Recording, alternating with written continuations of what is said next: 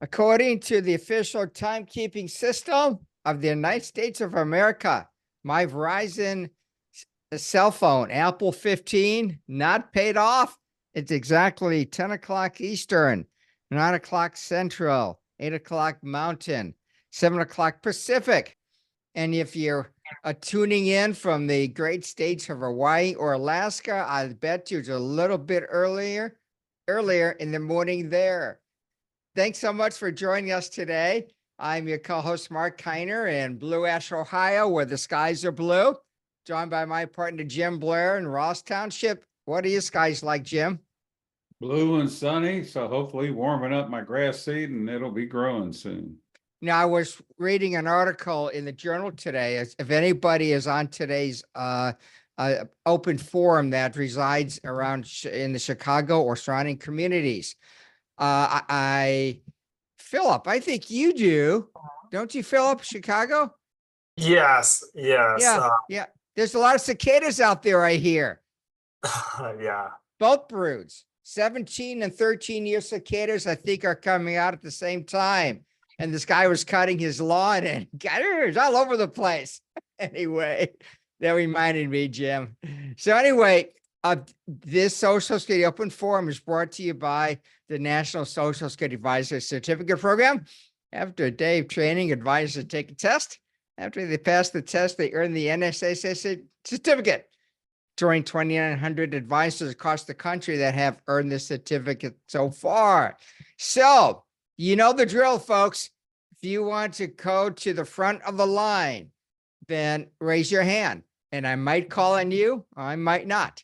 If you don't want to go to the front of the line, I'll just start out with the Hollywood squares on the top left. Top left is Philip today. Hi, Philip. Nice to see you again. Nice to see you. Anything on your mind? I'm just listening today.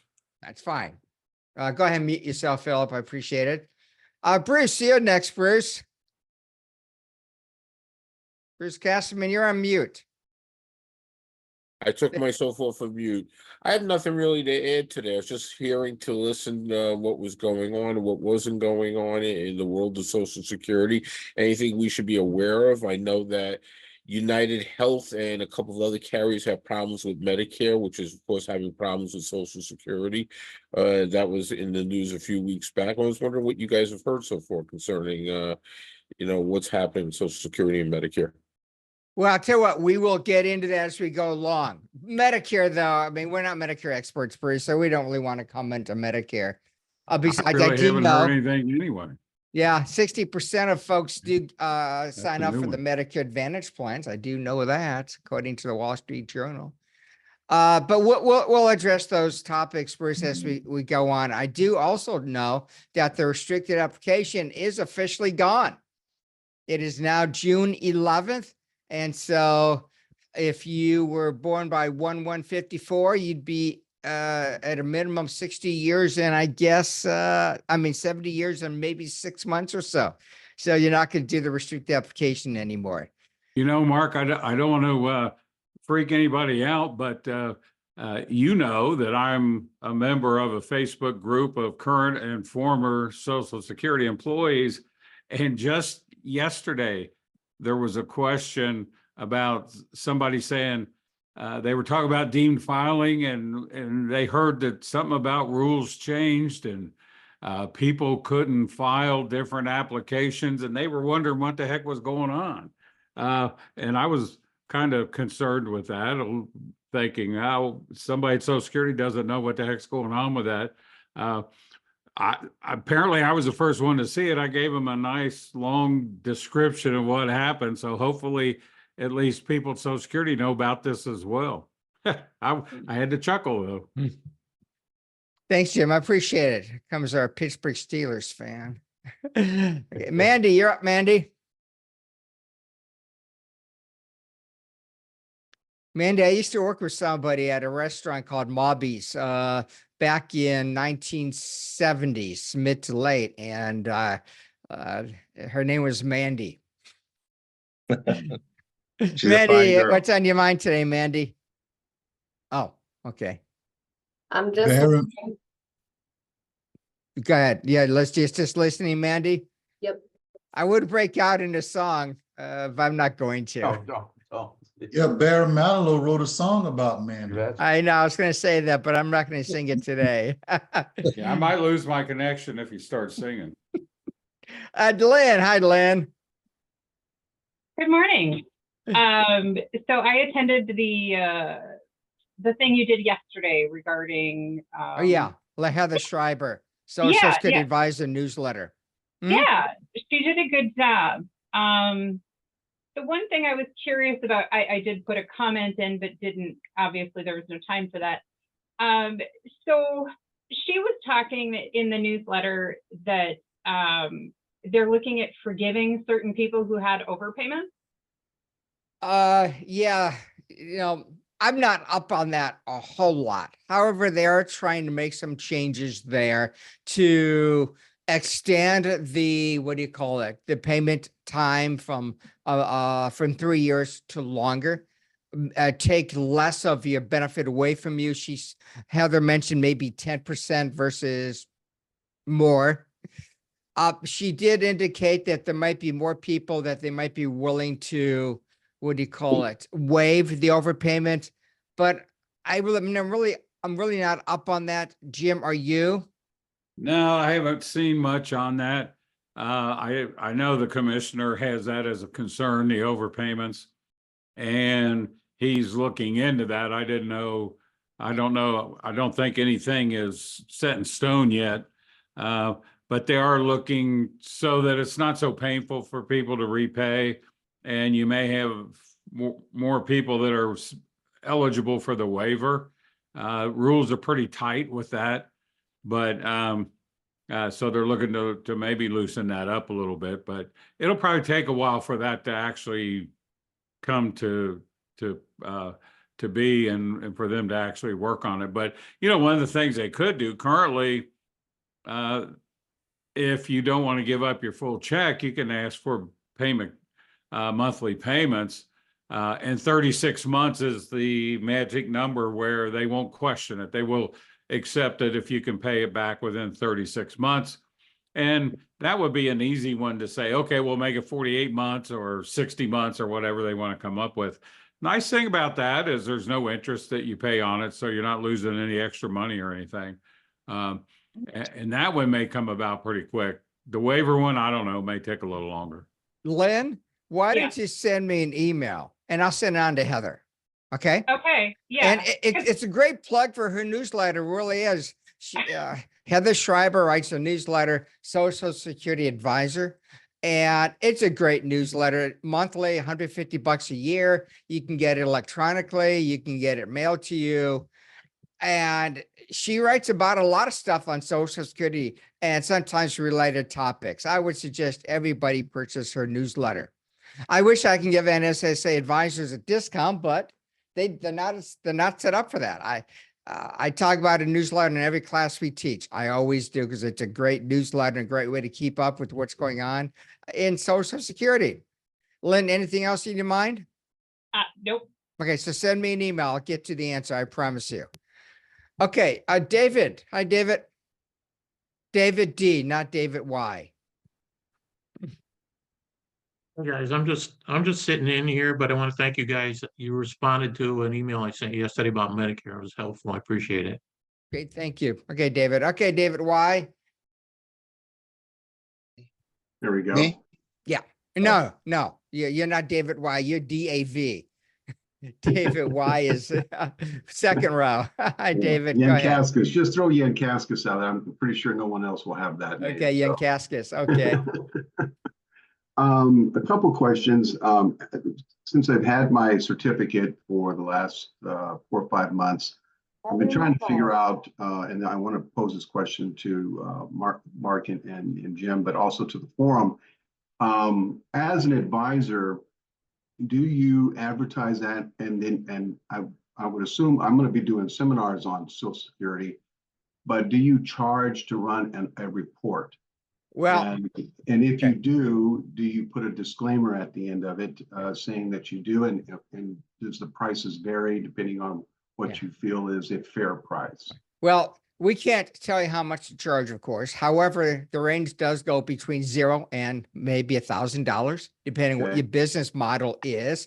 If you're Yeah. trying to accumulate assets or sell additional products and services, maybe you might want to be on the lower side of that.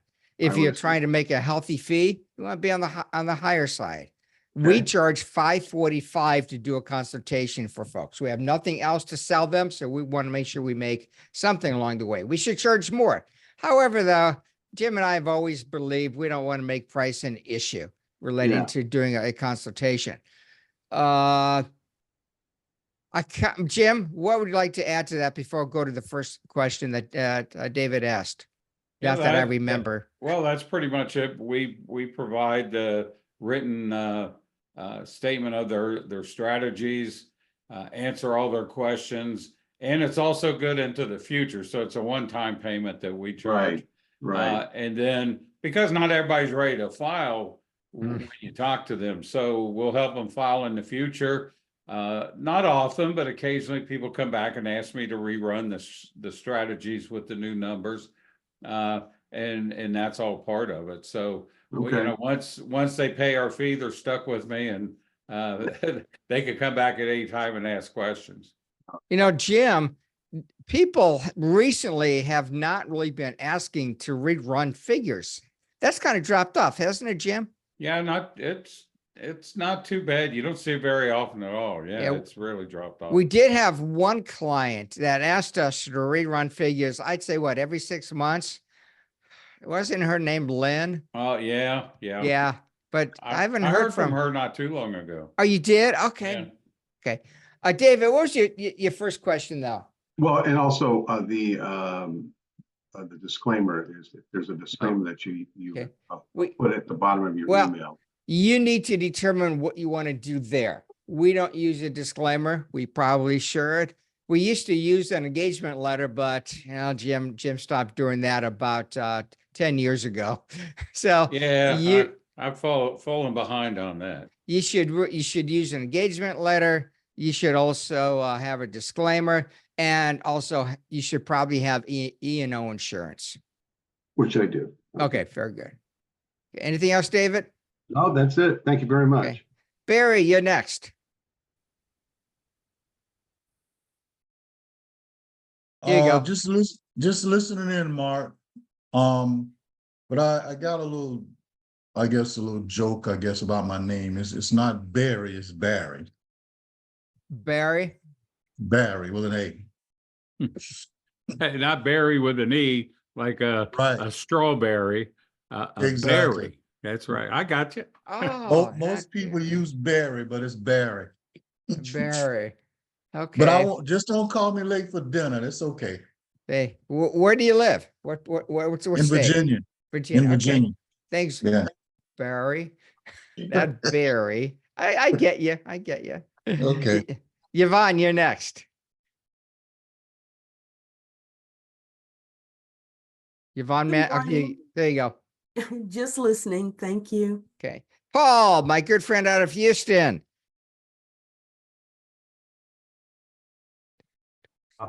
There you go, Mark. We're back on the air. Okay. I'm doing fine indeed. One point that you were sharing with David there, if you're going to do your workshops, make sure you slap that on the slide there. Nobody reads it anyway, but it'll cover you definitely so on that. I didn't have any questions here. I want to listen to Jim's wisdom, and also, okay, Mark, listen to you too. But that's all I got, my friend. All Thanks, right. Paul. Knock him out. Okay. Hello, John. Good morning to you, John.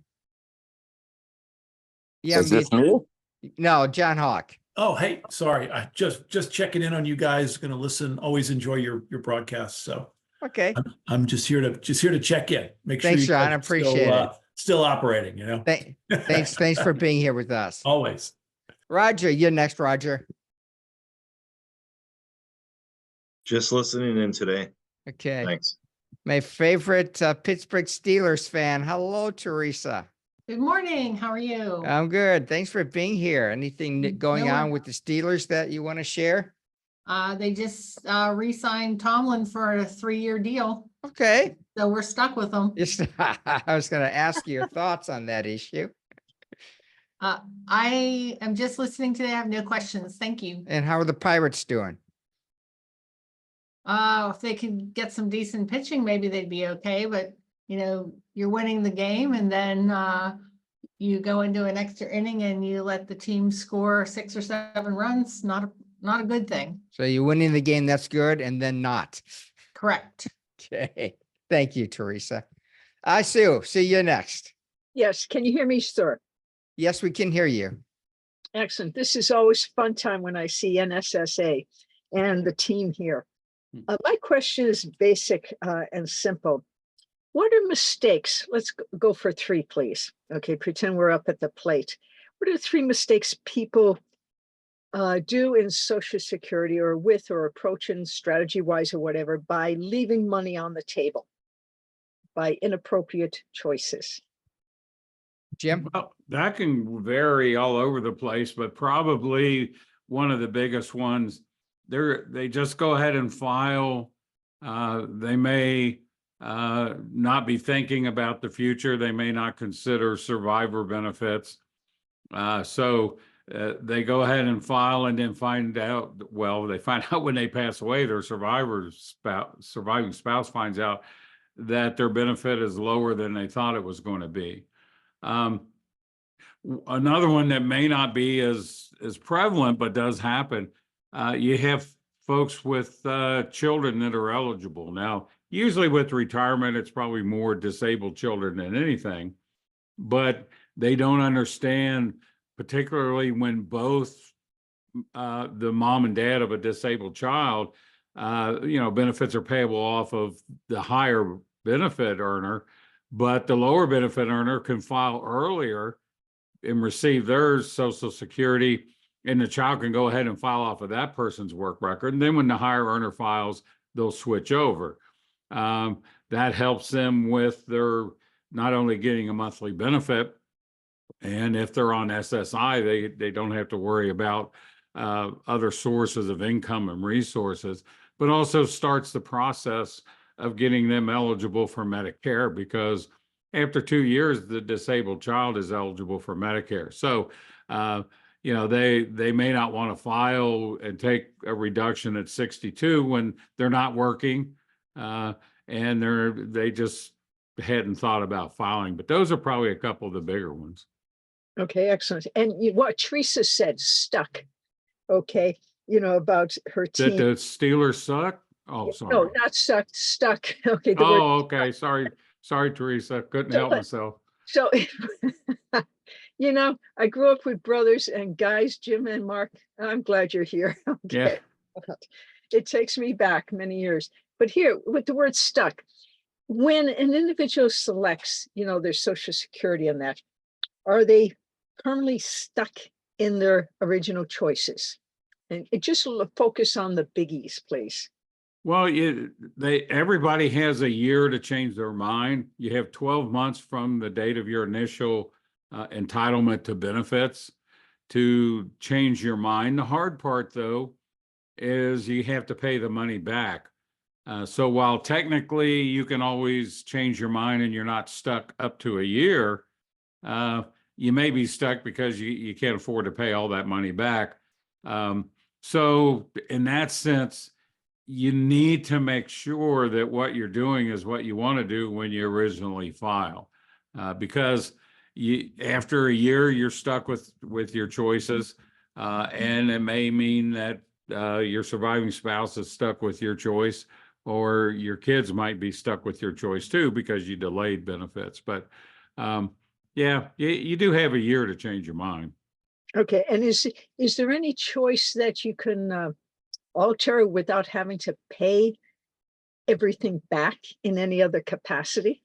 One thing that's available is you can't do this until you reach full retirement age, but you can do a voluntary suspension. So you call Social Security up and tell them you want to suspend your benefits, stop paying me, and you will earn delayed retirement credits. So say, for example, somebody takes their benefit at 62 and they decided later, that was a mistake. I should have waited. When they reach full retirement age, they could suspend their benefits and not receive anything until age 70. And at that point, their benefit would just about be equal to what they would have received had they waited until full retirement age. Of course, the downside is now you're going 3 to 4 years without a check. So it depends on if you need it or not, but you do have that option. Right. So if someone went back to work or the situational aspect changes, you do have that flexibility of suspending them. Yeah. And if you're under full retirement age and you go back to work, the annual earnings test will help with that. And remember that if they withhold any benefits because of the annual earnings test, that becomes a credit month, and they will adjust your reduction factor when you reach full retirement age, and you'll receive an increase in your monthly benefit. Okay, and one last one, please. I know when I turned 65, my clients asked me in the securities line, you know, when you retire, can you get us someone kind? So, you know, I foolishly put up my hand, but, you know, I don't regret it. Okay, Yeah. but I will not retire. And I remember one of you answering this, I believe, that's why I'm asking again, please, that if I continue working in that, I'm really having a good time in that, then, and my annual earnings increase, that will still affect maybe earlier ones dropping off, and I can still get pay increases, correct? Yeah, that's correct. They do a recomputation. They look at it. So any year you have earnings, they will look to see, does that replace one of the low years used in the computation? If it doesn't, your benefit stays the same. You don't lose any money. But if it does, then you will see an increase. So, you know, I don't have 35 years of earnings under Social Security. Every year that I have a wage, it drops off a 0 year and that adds in a year. So every year I see an increase. It is automatic. You don't have to do anything, but it takes them a while. It's usually October before they get around to it. If I was a little less patient, or if I was impatient, I could take my W-2 down to Social Security and ask them to do the recomputation as soon as I get the W-2. But, you know, the increase isn't, even dropping off a 0 year isn't all that much for me. So I just wait and I'll get a back check, and then they'll raise my benefit later. But yeah, they'll review that every year regardless of your age. Thank you, delightful dynamic duo. Always a pleasure. Thanks, Sue. All right, Hey, let's, Jim, real quick question, just add on to Sue. If you suspend it at full retirement age, is it 8% to your per year till 70 from there?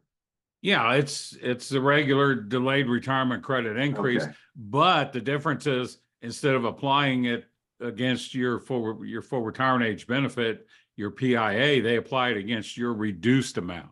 Right, okay. Yeah, but- so whenever you took it at 62 or 63 or whatever age. Right, but it's Okay. still an 8% a year increase. Okay, that's good. Thank you. okay, let's go to George. Hello, George.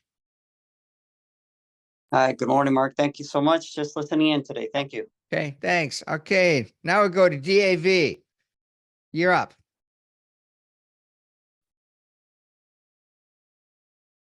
Is There that you me go. this time? Yep. Oh, okay. And this may have been answered. I had a call come in, I had to switch over. If a person starts taking Social Security at 62 or 63, then suspends and leaves it until age 70, do their delayed retirement credits kick in at age 67 or whatever the full retirement age is, realizing that it's going to be based on the amount that they started their original benefit? Well, you were listening in, apparently. You just didn't know it. Okay, you are absolutely correct. You start earning the delayed retirement credits at full retirement age, and it's applied against your reduced benefit amount as opposed to your PIA. Okay, so that delayed retirement credits will kick in at full retirement age, even if it was taken early. And I know I repeat Yes. myself, but just Right, as long as you suspend the benefit, right. absolutely. Okay, excellent. Thank you. Sure. Frazier, you're next. So a gentleman is widowed, he's 62, he wants to remarry. He can remarry and still get his survivor benefit. But then can he also at 70 switch to his own? Definitely. Okay, pretty simple stuff. I just wanted to make sure. That was that was easy. Okay, thanks, Frazier. Thank you, Mark. Okay. Thanks. All right, and Nathan, you're next, Nathan. I'm just listening in today. Okay. Thank right. you. Thank you, Mark. Bruce, you're up, Bruce.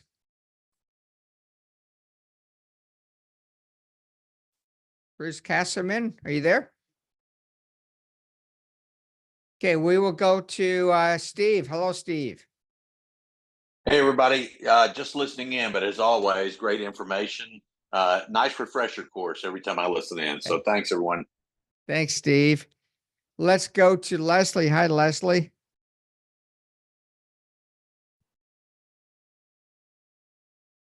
Okay, Jade, you're next, Jade. Hey, I'm sorry. Oh, This is okay. Leslie. There you I'm go, here. Leslie. Had to unmute myself. Hey, I have a couple of questions. Okay.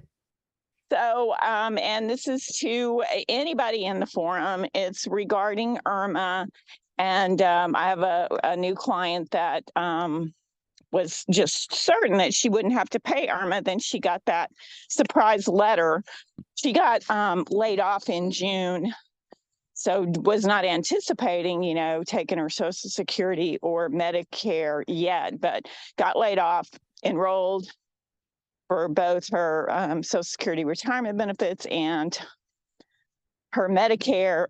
She got hit with the Irma for essentially another $174.90. But now she doesn't have any more income as of, you know, the whole last half of the year. So can she get the Irma reduced right now for June through December, or does she have to wait until January? Well, probably the IRMA is based on a couple of years ago income. And Correct. I'm assuming her income this year for the whole year is going to be less because she was laid off in June. So she can file the SSA 44. She does have a life-changing event and she can use that and ask them to use her current income. So yeah, she needs to go ahead and file the SSA 44. Okay. All right. Well, thanks for that. And my other question relates to somebody else's question about collecting Social Security benefits for a disabled child. So if they collect Social Security benefits for that disabled child, does that affect their SSI, the child's SSI? Yeah, it'll affect the SSI in that they reduce the SSI actually dollar for dollar for what the Social Security benefit is. There is a $20 write-off. So if the Social Security is high enough, they would lose the SSI, but they would get the Social Security benefit. Right, but could they lose their Medicaid benefit then? Well, yeah, there's some processes in place where oftentimes they don't lose the Medicaid. I am not super familiar with the different states' rules, but they may not lose the Medicaid, and they would be able to stay on that until they went on Medicare, which unfortunately takes 2 years. But I mean, it's possible they could, but there is some protections in place for people so that doesn't happen. Okay. All right. Well, that was a great answer. Thank you so much. That's all I had. Okay, thanks, Leslie. Okay, Jade, you're up, Jade. Good morning, everyone. I'm actually just on learning today. I appreciate it. Okay, thanks, Jade. John, you're next, John. This John? Yep, that John. Oh, good. Okay. Well, good morning. Thank you so much, you guys, for doing what you do. Quick question is, it's two parts, but the first one is, why is it sometimes when I try to help a client enroll for their Social Security online, it says you have to go to the office. And then secondly, on the one that let's see, the disability, that's SSDI, right? When there's somebody who's been disabled for 2 years. Well, the first one about when it tells you you can't file online, you have to contact Social Security and do it either in office or over the phone. You know, where I run into that most often is when somebody wants to file for their spousal boost, but they're already receiving on their own Social Security work record. And technically you can file for spousal benefits online, but if you're already receiving on your own, they won't let you do that. I guess it's an issue with the system. And as far as I know, they haven't resolved it yet.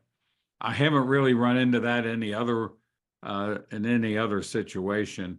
But it may be too that if there's a little glitch, if there's any difference in what they're saying versus what's on the Social Security record, that could be an issue as well. But the SSI or the SSDI versus SSI, they're both disability programs. SSDI is when you receive disability based off of your work. You have enough work that you can receive off of your Social Security record, and it can be a much higher amount. It's just based, it's still based off of your work and earnings. Where SSI is a little different. It's a needs-based program. Doesn't require that you ever worked at all, but there's a maximum payment. This year, the maximum is $943. It can be less depending on any resources or any other income you have, which those types of things don't affect SSDI. So the disability requirement's the same, but after that, then SSDI is just based off of your work record, and SSI is based off of your income and resources. Very good. So I have an older gentleman who's 43-year-old son. He's never applied for disability, and he's been disabled all his life, and he's just afraid of the whole application. The whole application. Is there a way to make it easy? Is there a company that will help you with that? Because I heard that you basically apply a couple times. You're gonna get denied 2 or 3 times before you get accepted. Is that true? Well, I mean, it's not automatic. I know of people that are approved their first go round. I don't know if there's anyone out there that helps, because there's just not much money in it, or it takes a while to get your money. There are attorneys that help people, but that's generally folks who have applied and have been denied a couple times, and they're at the administrative law judge level. The application process isn't all that bad. The application's similar to the retirement application, and then they just ask you about your medical, when you became disabled, what's your disabling condition, and then they want the names and addresses of your doctors and hospitals. So probably in that situation, if somebody doesn't want to do it, and that may be their disability kind of keeps them from doing that, if they can find a relative that'll help walk them through or do it on the computer for them, because you can file online for it. That's your best bet there. Do you have to get a doctor through the Social Security network? That's probably the wrong word, but a different doctor than your own to decide whether you're disabled or not? It just depends. A lot of people don't, but they do. If they have any questions, they may set up a visit with a Social Security doctor. It's not required. It depends on the information they get from your own medical sources. But sometimes they do ask somebody to go see the Social Security doctor. But those are for very specific things that they're looking for. Gotcha. Thank you, Jim. Sure.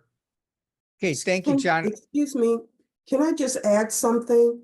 Sure. In reference to people having to go to Social Security here in California, I have that happen quite a bit, and it's usually based on their kind of like their last name. They want to just check their passport or their driver's license, and then they finish out the application. So making sure they were born here or whatever the little glitch is. But here in California, I have quite a few people that have to go and show ID. Now, are these folks that, are they US citizens, say by birth, or? No, Okay. they're not US citizens by birth, but they are citizens now Okay, and they've been here quite a while, so. Okay, so probably the Social Security record may not show their citizenship status. It should, because if someone's a naturalized citizen, they should Right. have that annotated on the record.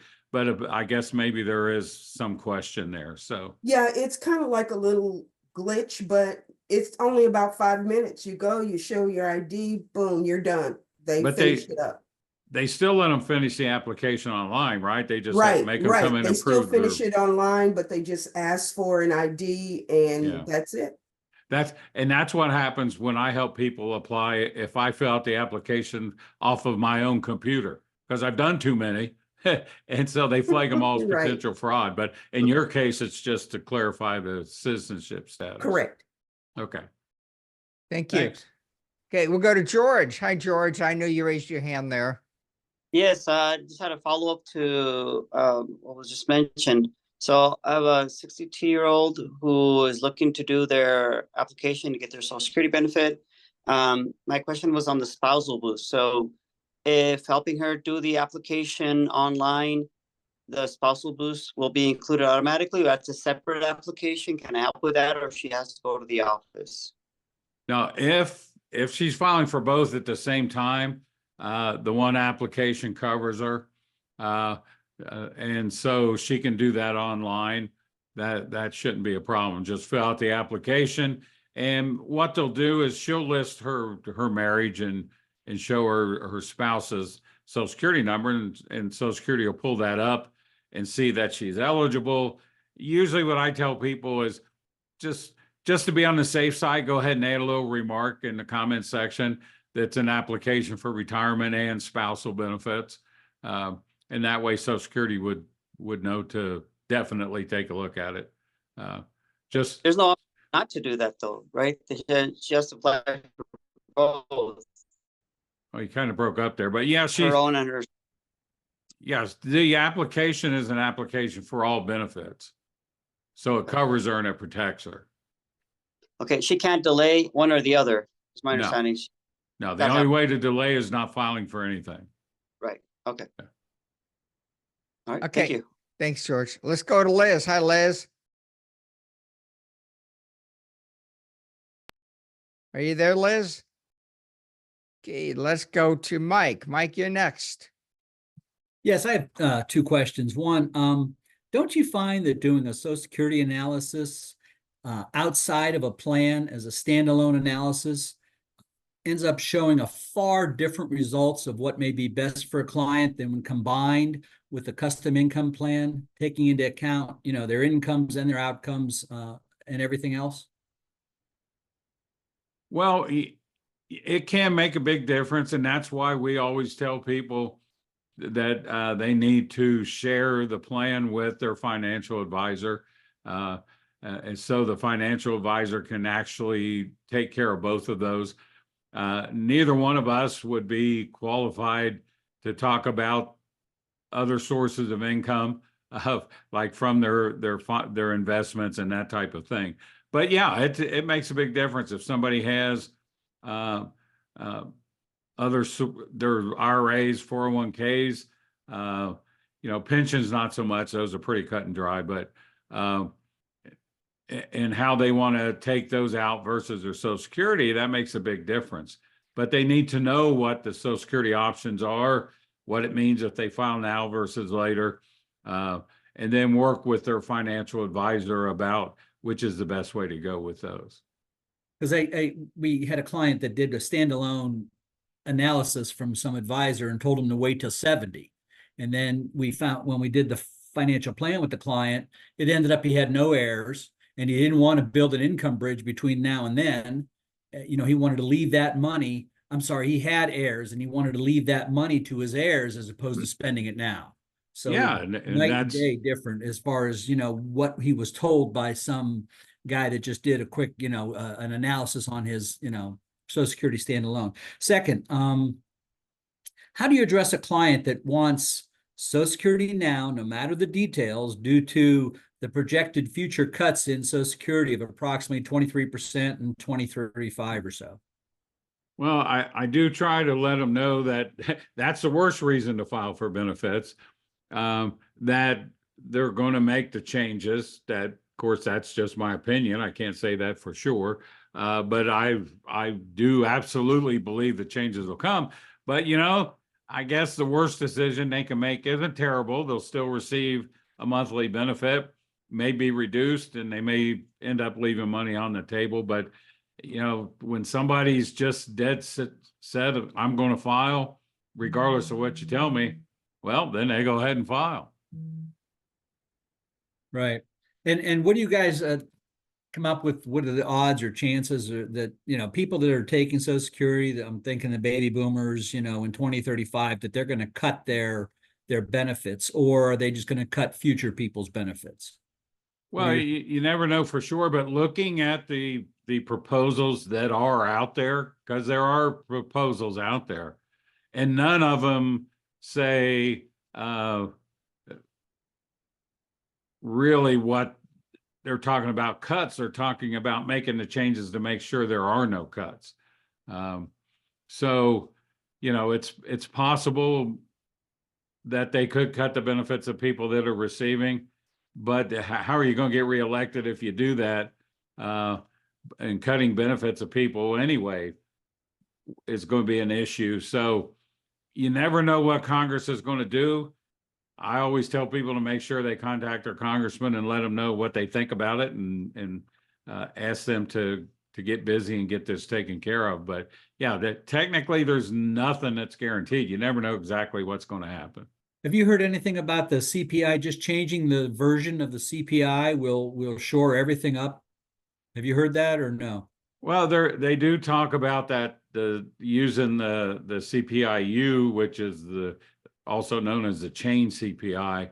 And that one is supposed to help, because what it does is it lowers the cost of living adjustment, assuming that people make adjustments for inflation themselves. So we don't need to give you as much of a raise. I can't see where that would really make a difference. I mean, at least enough of a difference to take care of the deficit. Thank you. Sure. See, somebody had raised their hand. John, do you still want to talk? You raised your hand, John. I just had a quick question, because it came to me that on the SSI, is there more income out there?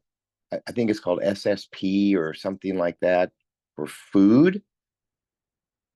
Is that ring a bell? Well, that wouldn't be through the Social Security Administration. That would be through Job and Family Services. The Social Security Administration administers the SSI program. And I wanted to mention something about it anyway, so I'll take this opportunity. It's not only disability, it's if you're under 65, you have to be disabled for SSI. If you're 65 or older, it's an aged program. It's just based on your age. And it's still the income and resources. I haven't heard of an SSIP or whatever it was you were talking about for food, but they're always looking to make adjustments and that type of thing. But that would be through the states. Gotcha. I think it's just a California thing, maybe. Yeah, it could be. Okay. Thank you. You know, people in California with SSI, and there's a few other states, they actually have a supplement that goes along with SSI. So while the maximum SSI payment is $943, you can actually get more in California because they have a supplement that goes along with the SSI. I think that's the SSP, if I'm not mistaken. Okay, that may be what they call it then. Mm-hmm. Yeah, it's because your cost of living is so high. Tell me about it. Yeah. Yeah. So on another note, since I have the floor here, can somebody borrow years of like to qualify for Medicare? If somebody has worked there 10 years, let's say they've worked 15 years and the spouse has only worked 5, is it a straight they can borrow that other 5 and make it so that both people can qualify for Medicare? Well, the premium free Part A, in that case, if it's a husband and wife or a married couple, I guess I should say now, if you're a married couple, if one member of the couple doesn't have their 40 credits, they can still get Medicare Part A premium free off of their spouse. You don't borrow the credits. It's just you're eligible off of their work record.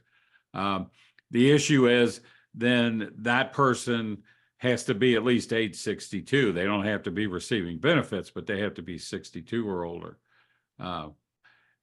Who needs to be 62 and older? The one you're borrowing from? Or yeah, the one with the 40 credits. 40 credits. Oh, Yeah. so if you have an older spouse that hasn't worked, like let's just say an older spouse that hasn't worked and the younger spouse is still working, they have to wait till the younger one turns 62?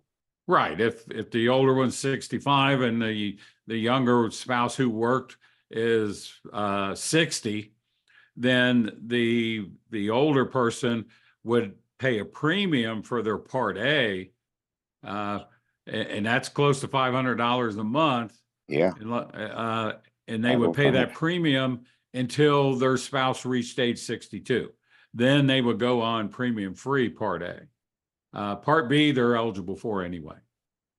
Gotcha. Okay. Gosh, you know so much. Yeah. Well, you can't work somewhere 35 years and not learn something, even if you don't want to. There you go. All right, let's move on to Ethan. Hello, Ethan. Just listening today. Thanks, guys. Okay, thank you. Mark, you're next, Mark. Mark Perry, you there? Okay, then let's go to Pamela. Hi, Pamela. Hey, sorry about that, Mark. I'm here. I was trying to hit my unmute button. Okay, go ahead. But Go ahead. I'm just listening in. A lot of great questions, but I appreciate it. Okay, thanks. All right, Pamela, you're next. All right, now I'm ready. I just wanted to go further with Leslie and Irma, more of a question, but I did experience that myself when I unexpectedly left my job in November of 22 and kind of was an emotional mess last year with that. And I paid my Irma, first level Irma payments, and then took your classes and got Irma certified and realized I can't appeal it. So I appealed it this year, which saved me this year, but you can only appeal an issue one time.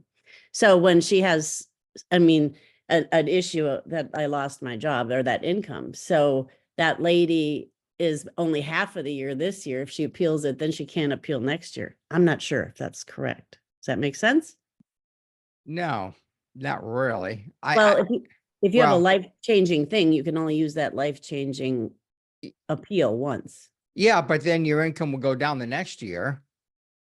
But Jim? I have, if it's 2 years back, I still had those 2 years of income. But you- Anyway, No, you could, Jim, I tend to believe you can appeal it any year, 2 years in a row if you need to, because you're not working anymore. Jim, though, what are your thoughts?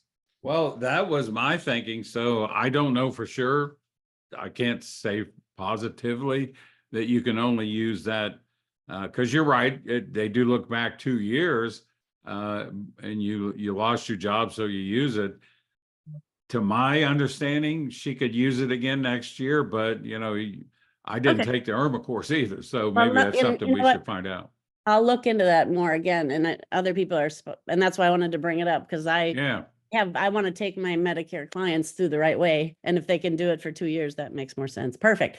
My other question is, I have a surviving, a client that's going to get her surviving benefit at FRA, but we're going to start hers, which is at least half of what that would be. So hers at 62, and I don't know how to explain how she gets her, she does work. So she's going to lose her benefit.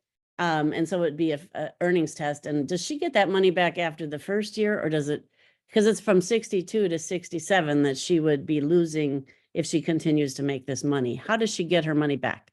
Well, in that case, she wouldn't, because she's going to switch to a different benefit at full retirement age. They don't make the adjustment until full retirement age.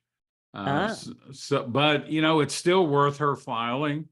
The reduction for age doesn't carry over to the survivor benefit. If she files for the survivor at her full retirement age, she'll still get 100% of the benefits she's due, not reduced for age, even though she drew off of her own for however many years she's going to draw. So even if she only gets 1 or 2 checks a year because of the earnings test, it's still wise for her to do that. Yeah, otherwise she gets nothing. So what Yeah, you're you saying just is, give up, you give that money Yeah. away. if she loses $1,000 a month, she doesn't get that back because at FRA, she goes to the survivor benefit. Is that what you mean? Right. Interesting. I thought she would eventually get that back. Okay, that's why I asked. Thank you so much. Sure. Jim, we need to award the gift cards. Team numbers 1 to 30.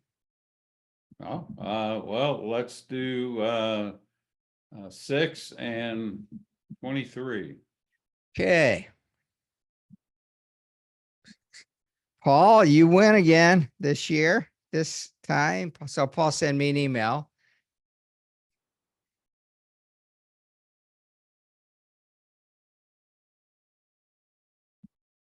And Ethan, you win also. So Paul and Ethan send me emails and I get to $50 gift cards. Okay. So let's see, we were Mike, you're next. Mike's Fathom something, note taker. That's actually my note taker. Okay, fine. Okay, Mike. Okay. Jeremy, you're next. No questions today, just listening in. Thank you, sir. Okay, thank you. Krista. Listening in. Thank you. Okay, Natalie. Jim, you answered a question today. Somebody on Financial Planning Association asked a question. If somebody's applying for Social Security and they have work not covered by Social Security also, they're not taking anything currently, or they took a lump sum in the past, how will SSA know that you might be subject to WEP or GPO? Yeah, that was an interesting question. Technically, the income isn't reported to Social Security, but when you file an application for benefits, one of the questions they always ask, have you ever worked for a job where you didn't pay Social Security taxes? And if you did and you say yes, then they're going to ask you, are you receiving a pension? And if you are, then they're obviously going to get information about the pension. If that means if you say no, they're going to ask why. Well, I'm still working, and so I'm not eligible to receive it yet. In that case, that's fine. They'll say, when do you expect to receive it? You give them a date 5 years in the future, and they'll put that on the application. And 5 years from now, they're going to ask you about it again. If you just tell them you don't receive a pension and because you rolled it over into an IRA, that's a unique payment, and they're going to still subject you to WEP or GPO, whichever one is going to apply. If they don't know about it, technically, I guess you could not be subject to WEP or GPO when you should be, and you get away with it. But, odds are eventually you're going to file for some other kind of benefit, or somebody's going to apply on your work record. So if somebody applies on your work record and then they find out that you did get that lump sum, now they're subject to the overpayment as well. So usually they find out eventually. For them not to find out, it means that you answered a question incorrectly, and you do sign you do indicate, sometimes it's electronic signature, but you still sign the application, and it's under penalty of law that all the information you provided is true and correct to the best of your knowledge. And they will go after folks for that money if they ever do find out. So personally, I wouldn't take the chance, because odds are eventually they will find out. And then you can see some sizable overpayments because of that. Yeah, Heather, in yesterday's webinar indicated that somebody she knows or received a question from somebody that the overpayment was $60,000 because of WEP or GPO not being taken into account. 60,000. So yeah, that's definitely a big issue. You don't want That's to be painful. stuck. Yeah. And keep in mind that anybody on that receiving on that person's record is subject to the overpayment. So the overpayment may not be yours, but they could still take it from you. Jim, what was the last question you answered for somebody? That was it. I knew you'd say that. Besides that one, what was the second to last question you answered for somebody? I don't remember, but I will say I've had a couple questions, and this has come up today about taking benefits. You have a survivor benefit you're eligible for, and maybe you take your own benefit first, switch to the survivor at full retirement age, or take the survivor first and switch to your own at age 70. And we've had some people at the Social Security office telling people here lately, you can't do that. And you can do that. And I wanted to double check, so I did. And I've checked with some people that still work there, and they keep telling me, yes, you can. I looked it up on the Social Security website. Yes, you can. I don't know why they're telling them they can't. But if Social Security says you can't do something, just don't take that as the gospel and don't pursue it. Worst case scenario, you can always demand that you file an application and get an official determination. That way you have appeal rights. But I don't know why some people are telling folks that, but we had two people real close together say they got that same reply from the Social Security Administration. Somebody's asking, Leslie's asking about using the NSSA logo. You could, as long as your compliance department allows you to do so, you can use the logo, you can use the digital badge, and you can add an NSSA after your name also. But your compliance department will have the last say on that issue. All right, folks, it's close enough to 11 o'clock Eastern time. My stomach is starting to growl. Thanks so much, everyone, for being here. I think our next open forum is on the schedule. I don't know exactly when it is, but I know it's out there. So we will see you then. Jim, any final comments you'd like to make? I just remember to be proactive with your clients. Make sure that they get benefits that's best for them. All right, everybody, thank you so much. We'll talk to you later. Bye. Goodbye.